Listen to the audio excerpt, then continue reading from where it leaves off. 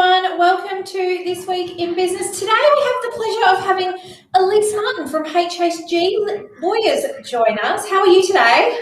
I'm really good, thank you. Now, everyone, HHG Legal, sorry, I did say that wrong a minute ago, might be new to us, but they have recently incorporated with Kroon Legal in Bunbury. And so we're now able to chat about more legal things with more people, which is very exciting for BSW Connect. So, Alyce, you're going to talk to us today about some really important things that as business owners we need to keep in mind in business, but also in our estate planning. So, over to you. Thanks very much, Louise. So a lot of people think about estate planning and they just think about their personal estate planning, getting a will sorted, maybe enduring powers of attorney, things like that. But it can be really, really important for business owners to also think about how their death or illness might impact their business as well, because it might mean that there's a whole lot of other issues and complications that aren't going to be appropriately covered in their own personal will. Yeah, so tell me some of those things. Like, does it matter about your business structure? Yeah, it definitely does. So if you're running a business through a trust or a company or as a sole trader, how you need to plan for, the worst is really depends on, those structures and what you need to do can be really quite different between those different types of structures. And some people don't realise that, for example, if you prepare an enduring power of attorney for yourself, that doesn't mean that somebody can act for you in relation to your company if you're a director of that company. So it is quite important to have a proper think about how your business is also going to succeed you. So in terms of that company, because I know a lot of people have that company structure set up, when it comes to that director and say the director being ill, is that then something that needs to be put into that company, the company document rather than in the power of attorney for that director? Yeah, 100%. So we see, so we have our company structure and we've got our shareholders and our directors of that company who, your shareholders are the owners of the company and the directors are running the company day to day. And they might be the same people, but they have those two different legal roles. And a company being its own legal entity can actually appoint its own power of attorney. And so that would be most appropriate for a director or the company to actually appoint a power of attorney who could then take over in the event that something happened and meant that the current directors were not able to make appropriate decisions. Wow, so that's something people really need to get some advice about if they're walking that path. What about in the case of a sole trader? What sort of happens then?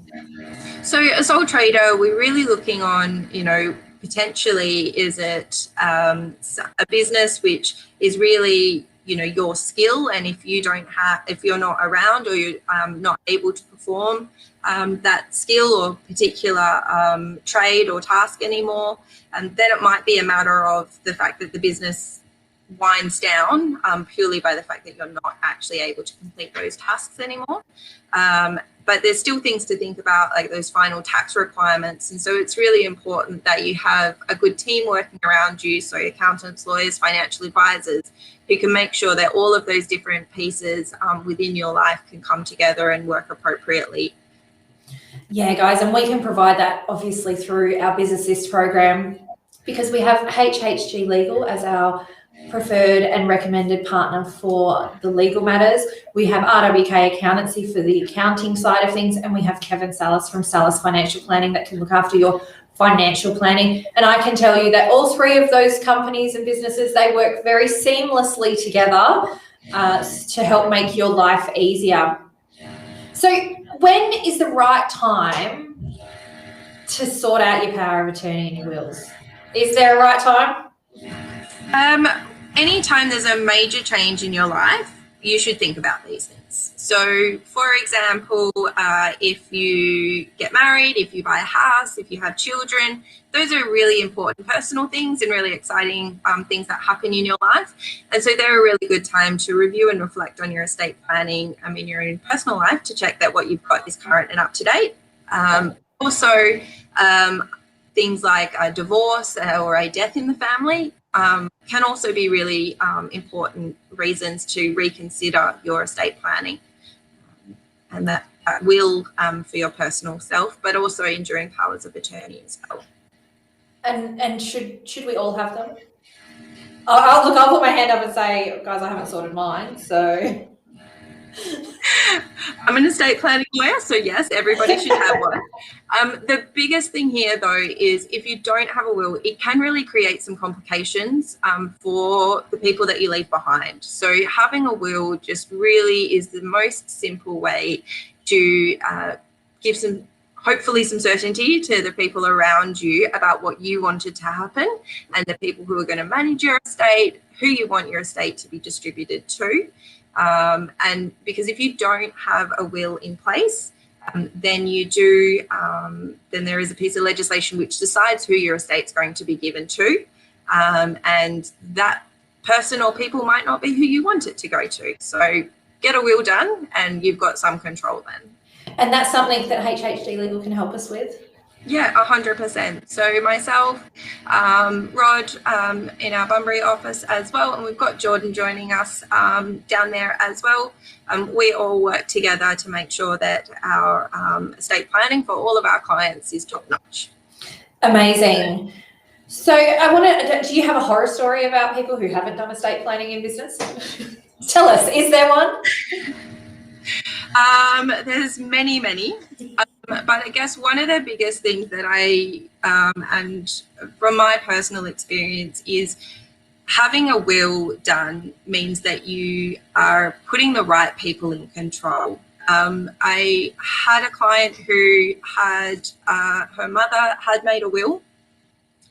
Unfortunately, the mother didn't really understand the implications. It was a homemade will, and didn't understand the implications of putting a person as her executor. She had a trust which she was running a business out of, and the trust automatically said that if you have a person who has died and they have a legal personal representative, so the executor, in this case, if there is no other direction, that person becomes the appointer and trustee in the deceased person's place.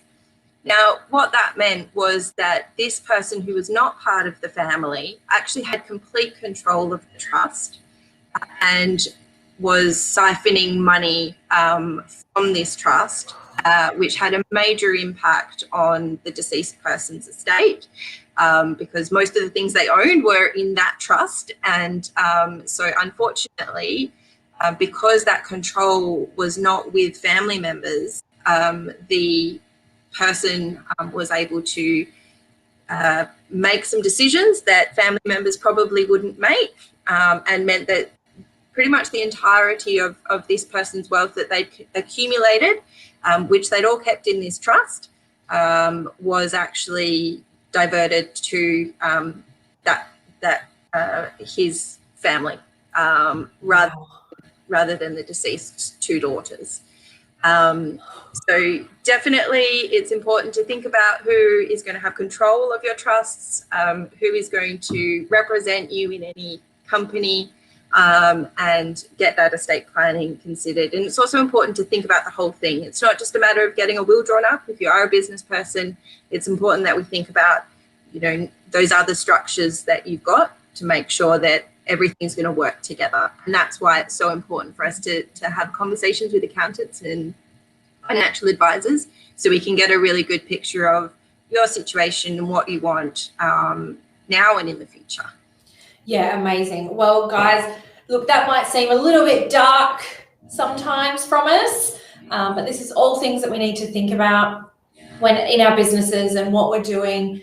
I probably need to get mine sorted. Not probably, I definitely need to get mine sorted. So if you're in the same boat as me, we will drop HHG's legal details in this post, and feel free to contact them. If you are a BusinessIS member, please just contact me at connect@BSW Connect, and I will send you through your free 30-minute consultation voucher that you are eligible for with HHG Legal to just have a conversation about where to start things. So thank you so much for joining us, Alyce. This has been very insightful, and I hope no one has to have one of those horror stories.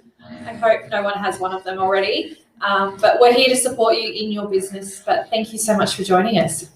Thank you so much for having me.